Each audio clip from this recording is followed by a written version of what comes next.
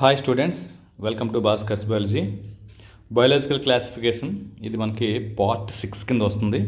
So దీంతో మనకి 6 classes తోటి ఇది కంప్లీట్ అయిపోవడం జరుగుతుంది. బయాలజికల్ క్లాసిఫికేషన్ ఈ మొత్తం ఈ 6 వీడియోస్ కూడా మీకు ఎంతో కొంత హెల్ప్ అయింది అనుకుంటున్నాను. So NEET EAMCET point of view prepare అయ్యే వాళ్ళ కోసం. అయితే ఈ లాస్ట్ వీడియోలో మనం చెప్పుకోబోయే టాపిక్స్ ఏంటంటే kingdom plantae, kingdom animalia, virus, viroids, prions and lichens. So వీటన్నిటి గురించి కూడా మనం ఇప్పుడు డిస్కస్ చేయడం జరుగుతుంది. సో ఫస్ట్ ఆఫ్ ఆల్ తీసుకుంటే kingdom plantae. So kingdom plantae includes all eukaryotic chlorophyll containing organisms. So maximum అన్నీ కూడా యూకారియోటిక్స్ ఉంటాయి. యూకారియోటిక్స్ అంటే మీ అందరికి తెలుసు, స్పెసిఫిక్గా సెల్ లోపల న్యూక్లియస్ ఉన్నటువంటి వాటిని మనం యూకారియోట్స్ అంటాం. నెక్స్ట్ క్లోరోఫిల్, మనకి వీటిలో కంపల్సరీగా క్లోరోఫిల్ అనేది ఉండడం జరుగుతుంది.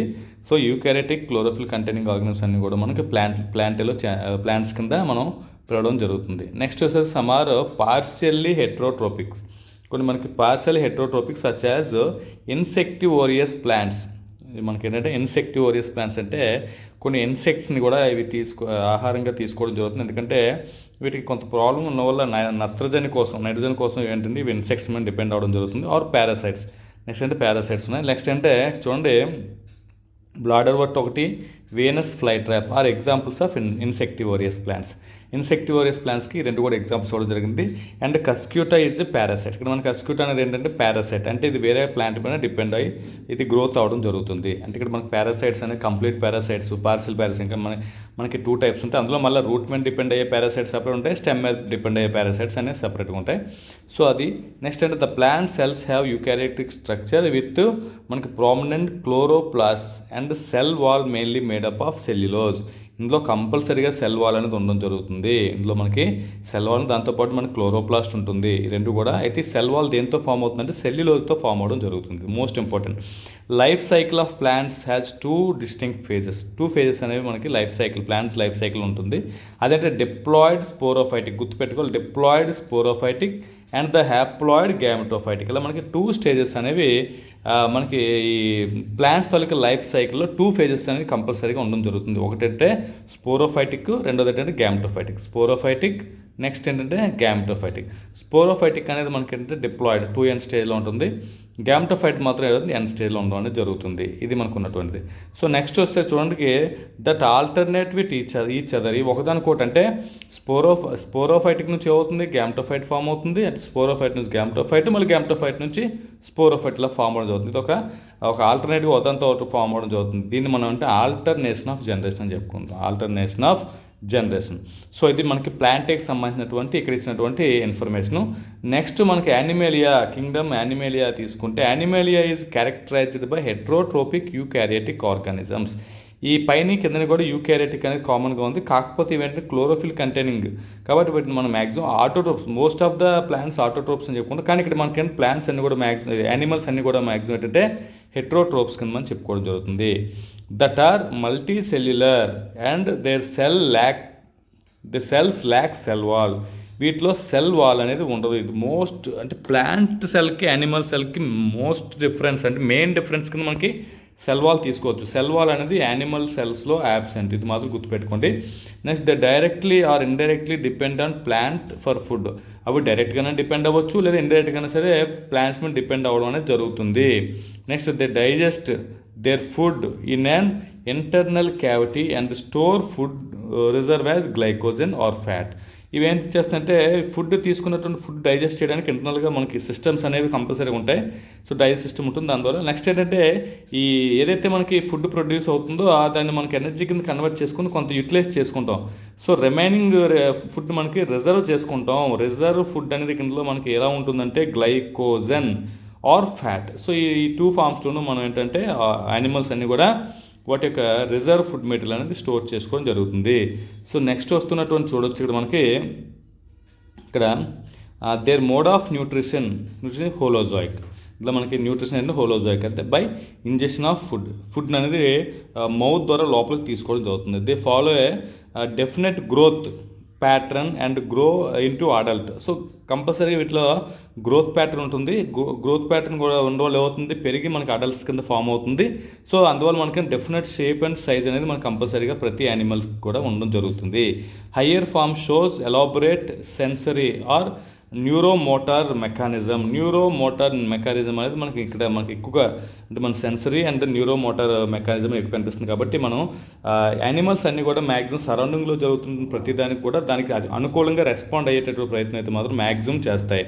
Most of them are capable of locomotion. Maximum అన్నీ కూడా లోకోమోషన్ అనేది ఉంటుంది. ప్లాంట్స్ అనేవి ఒక ప్లేస్ నుంచి ఇంకో ప్లేస్కి వెళ్ళలేవు, కానీ యానిమల్స్ అనేవి లోకోమోషన్ కంపల్సరీ ఉంటుంది. The sexual reproduction is by copulation of male and female follow by embryological development. ఇందులో మనకంటే ఎంబ్రియోలాజికల్ డెవలప్మెంట్ కనిపిస్తుంది. సో మేల్ ఫీమేల్ రెండు కూడా కపులేషన్ ద్వారా మన సెక్సువల్ రిప్రొడక్షన్ అనేది యానిమల్స్ ఎక్కువ కనిపించడం జరుగుతుంది. ఇది మనకి కింగ్డమ్ యానిమేలియా. సో ఇది మనకున్నటువంటిది. సో దీంతో మనకంటే ఏదైతే మనం 5 కింగ్డమ్ క్లాసిఫికేషన్ అనుకున్నామో Monera, Protista, Fungi, Plantae, Animalia 1 2 3 4 5. So 5 kingdom classification అనేది ఇక్కడితో కంప్లీట్ అయింది. ఎక్సెస్గా పాయింట్స్ ఎవరు జరిగింది, వైరస్ గురించి, అలాగే వైరస్ గురించి, ప్రియాన్స్ గురించి, అలాగే మనకి లైకెన్స్ ఆర్ లిచెన్స్ అంటాం. సో వీటి గురించి కూడా ఇన్ఫర్మేషన్ ఇవ్వడం జరిగింది. So first of all virus గురించి మనం చూద్దాం. ఇక్కడ virus did not find a place in classification since they are not considered true living. దీనికి అయితే క్లాసిఫికేషన్లో వైరస్కి ఎక్కడ ప్లేస్ అనేది ఇవ్వలేదు. ఎందుకు ఇవ్వలేదంటే అవి ట్రూ లివింగ్ ఆర్గానిజమ్స్ అయితే అసలు అవి ఆర్గానిజమ్సే కాదని చెప్పని చాలామంది అభిప్రాయం ఉంది. The virus are non cellular organism. చూడండి ఇక్కడ మనకి సెల్ అనేది ఇక్కడ ఫామ్ అయి ఉండదు. సో కాబట్టి సింగిల్ సెల్ కూడా ఫామ్ అయి ఉండదు కాబట్టి నాన్ సెల్యులర్ ఆర్గానిజం అని చెప్పుకోవడం జరుగుతుంది. They are characterized by having a inert crystalline structure outside the living cells.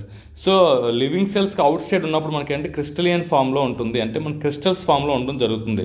So అది బ్రతుకుందో చనిపోయిందో కూడా మనకు తెలియకుండా అలాగా అది క్రిస్టల్ ఫామ్లో అలా ఉండిపోవడం జరుగుతుంది.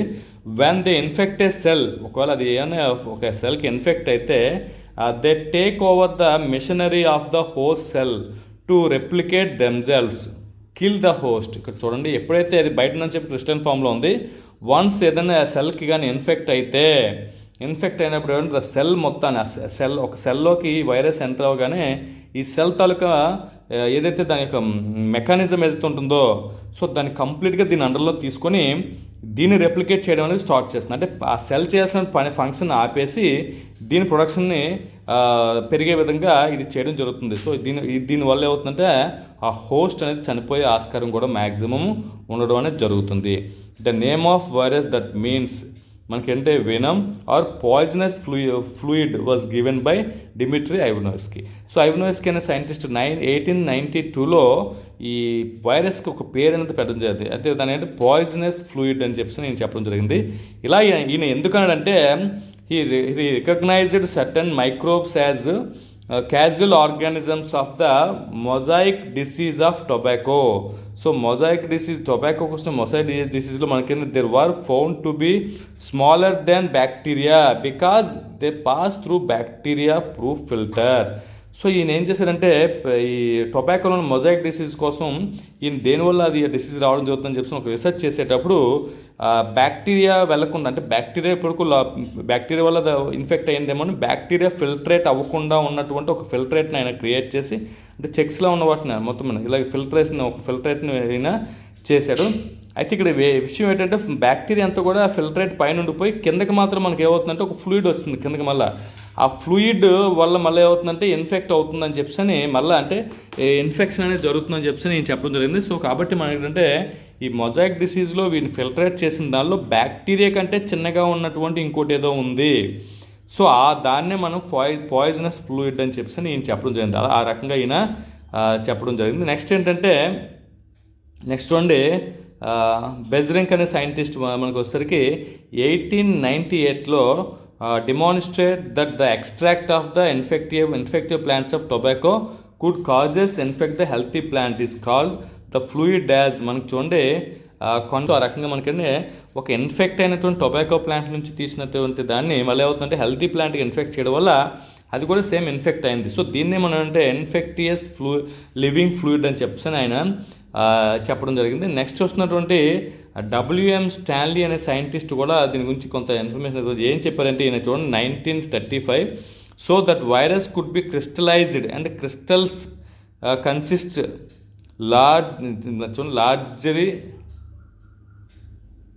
largely of protein. They are next innate outside their specific host cell. Host సెల్లోకి వెళ్ళినంతసేపు బయట మనకేమో క్రిస్టలైన్ ఫామ్లో ఉండడం జరుగుతుందని చెప్పి నేను చెప్పడం జరిగింది. సో ఇది దీని తర్వాత వస్తున్నట్టు ఇంపార్టెన్స్ ఉంటే virus are obligate parasite. So ఇవి in additional to proteins viruses also containing genetic material. So మనకి అడిషనల్గా మనకి వీళ్ళ వైరస్లో ఏముంటుంది, ప్రోటీన్స్ ఉంటాయి, అదేవిధంగా మనకి ఏంటంటే జెనెటిక్ మెటీరియల్ కూడా రెండు కూడా ఉండడం జరుగుతుంది. They could be either RNA or DNA. అయితే RNA ఉంటుంది లేదా DNA ఉంటుంది. No virus containing both RNA and DNA. రెండింటిని కూడా కలిగి ఉన్నట్టు వైరస్లు అయితే ఉండవు. కానీ అయితే జెనెటిక్ మెటీరియల్ ప్రోటీన్ కోట్ ఉంటుంది. సో మధ్యలో ఉన్న జెనెటిక్ మెటీరియల్ ఏమవుతుందంటే అయితే DNA అవుతుంది, లేదంటే మనకి RNA అవుతుంది. రెండు ఉంటుంది. దీని చుట్టూ మనకి ఏమవుతుందంటే ప్రోటీన్ కోట్ అనేది ఉండడం జరుగుతుంది. అయితే RNA DNA కలిసి మాత్రం ఎటువంటి వైరస్లో కూడా ఉండదని చెప్పి వీళ్ళు చెప్తున్నారు. నెక్స్ట్ వైరస్ ఈజ్ చూడండి nucleoprotein and the genetic material is infectious in general viruses that infect plants have single standard RNA. Plants maximum single standard RNA అనేది ఇన్ఫెక్ట్ అవ్వడం జరుగుతుంది. Virus that infect animals have either single standard double standard RNA or double standard DNA. అయితే యానిమల్స్కి వచ్చేసరికి మనకి ఏమవుతుంది, single or double standard RNA అవుతుంది, లేదంటే డబుల్ స్టాండర్డ్ DNA కూడా ఉన్నట్టు వైరస్లు అనేవి ఎక్కువ అటాక్ చేయడం జరుగుతుంది. దానికి సంబంధించిన ఇన్ఫర్మేషన్ కూడా కొంతవరకు కింద ఇవ్వడం జరిగింది.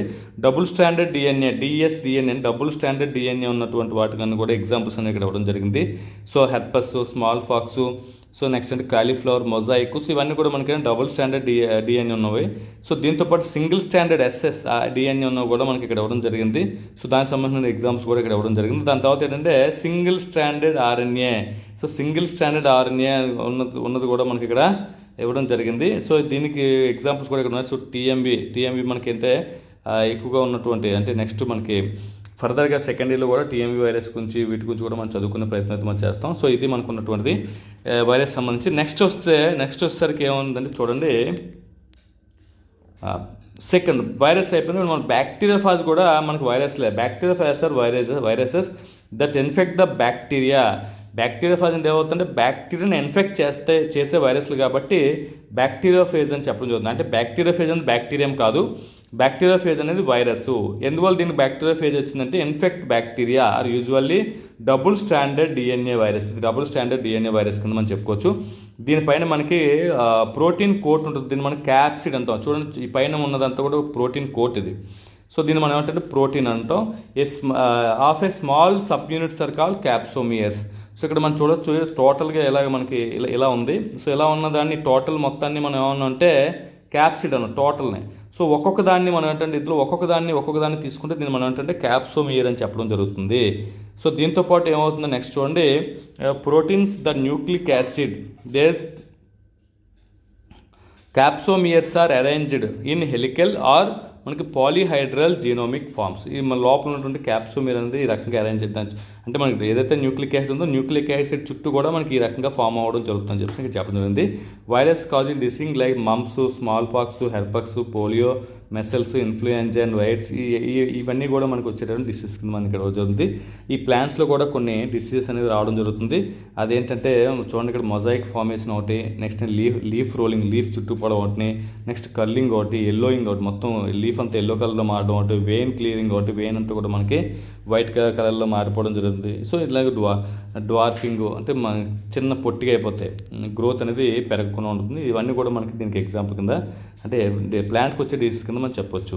సో నెక్స్ట్ దానికి సంబంధించినటువంటి కొద్దిగా important point virus reproduction 2 main types. 2 టైప్స్లో మనకి ఇది రిప్రొడక్షన్ జరుగుతుంది. అదేంటంటే మనకి ఫాజిక్ ఒకటి, ఏంటంటే పైనోసైటిక్ ఒకటి. సో పైనోసైటిక్ ఒకటి, ఫాజిక్ ఒకటి. అయితే మనకి pinocytic reproduction the whole virus ఇక్కడ మనకి ఏమవుతుందంటే press in to the host సెల్లోకి మనకి వెళ్ళడం జరుగుతుంది. Next in phagic reproduction only the nucleoid enters in the host. ఇందులో మనకి ఏమవుతుంది ఓన్లీ న్యూక్లియాయిడ్ మాత్రం లోపలికి వెళ్తుంది. అక్కడ మనకి టోటల్ కంప్లీట్గా అది లోపలికి వెళ్ళిపోయి రిప్రొడక్షన్ జరుగుతుంటుంది. నెక్స్ట్ వస్తున్నటువంటి ఇంపార్టెంట్ పాయింట్ చూడండి ఫాజిక్ రిప్రొడక్షన్ 2 టైప్స్ కింద మనం మళ్ళీ అక్కడ డివైడ్ చేయాలి. లైటిక్ ఒకటి, లైసోజెనిక్ ఒకటి. In lytic cycle the host cell undergoes lysis. So మనకి లైటిక్లో మనకి ఏమవుతుంది, హోస్ట్ సెల్ మొత్తం కూడా ఏంటంటే విచ్ఛిన్నం అయిపోతుంది, ముక్కలు అయిపోతుంది, లైస్ అయిపోతుంది, సో డై అయిపోతుంది, చంపేస్తుంది. అండ్ లైసోజెనిక్ సైకిల్లో మనకి the host cell do not get lysis. So ఇందులో మనకి హోస్ట్ సెల్ అనేది చనిపోవడం జరగదు, అది మనకి ఉన్నది. సో దీంతోపాటు నెక్స్ట్ వస్తుంది ఏంటంటే వైరాయిడ్స్. సో వైరాయిడ్స్ సంబంధించినటువంటి ఇన్ఫర్మేషన్ ఇచ్చింది ఎవరంటే ఇక్కడ చూడండి, diner and scientist discover the new.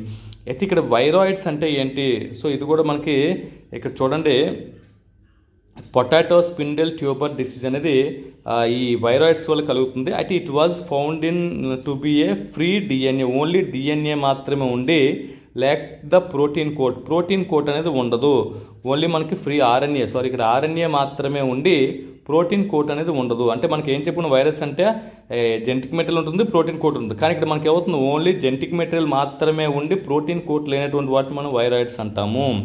So ఇది నెక్స్ట్ వస్తుందంటే ప్రియాన్స్కి వచ్చేసరికి ఏమవుతుందంటే, ప్రియాన్స్ అనేది దీనికి కొద్దిగా ఆపోజిట్లో ఉంటుంది.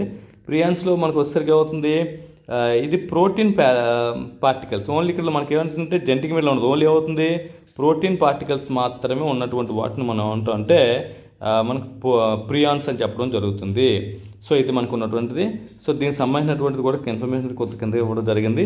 నెక్స్ట్ లాస్ట్ వచ్చేసరికి లిచెన్స్, సో లేదా లైకెన్స్ అంటాం. లైకెన్స్కి వచ్చేసరికి లైకెన్స్ ఆర్ సింబియోటిక్ అసోసియేషన్, ఇవి రెండు కలిపి ఉంటాయి, రెండు కూడా ఏమవుతాయంటే బిట్వీన్ ఆల్గే అండ్ ఫంగే రెండు కూడా అసోసియేట్ అవుతాయి. The algal component is called phycobiont అంటాం, ద ఫంగల్ కాంపోనెంట్ ఇది మైకోబియంట్. ఫర్ ఎగ్జాంపుల్ ఒక ఆల్గే ఉంది, సో ఒక ఫంగై రెండు కలిసి ఉన్నాయి, ఆల్గల్ కాంపోనెంట్ మనకి ఫైకోబియంట్ అని, ఫంగల్ కాంపోనెంట్ మనం అంటే మైకోబియంట్ అని చెప్పడం జరుగుతుంది. Which are autotrophic and heterotrophic respectively, ఒకటి ఆటోట్రోపిక్ ఒకటి హెట్రోట్రోపిక్, కాబట్టి ఏమవుతుంది ఒకదానికొకటి హెల్ప్ చేసుకోవడం జరుగుతుంది. Algae prepare food for fungi కోసం ఏమవుతుంది, ఆల్గే ఫుడ్ ప్రిపేర్ చేస్తుంది. అండ్ ఫంగై ప్రొవైడ్ షెల్టర్ ఇస్తుంది and absorb mineral nutrition and water in the partner. ఆ పార్ట్నర్ ఏదైతుందో పార్ట్నర్కి ఏం చేస్తుంది, వాటర్ని మినరల్స్ని అబ్జార్బ్ చేసి ప్రొవైడ్ చేస్తుంది, అట్ దట్ సేమ్ టైం అది ఉన్న షెల్టర్ కూడా ఇస్తుంది. సో ఈ రెండు కూడా మనకు ఒకటి ఉంటుంది. So lichens are very good pollution indicators, ఇవి చాలా మంచి పొల్యూషన్ ఇండికేటర్ కూడా మనం చెప్పడం జరుగుతుంది. ఓకే స్టూడెంట్స్, ఇది మనకు ఉన్నటువంటి బయోలాజికల్ క్లాసిఫికేషన్ సంబంధించినటువంటి లెసన్ దీంతో మనకు కంప్లీట్ అవ్వడం జరిగింది. ఇది మీకు ఎంతకంత హెల్ప్ అయింది అనుకుంటున్నాను. Thanks for watching, thank you very much.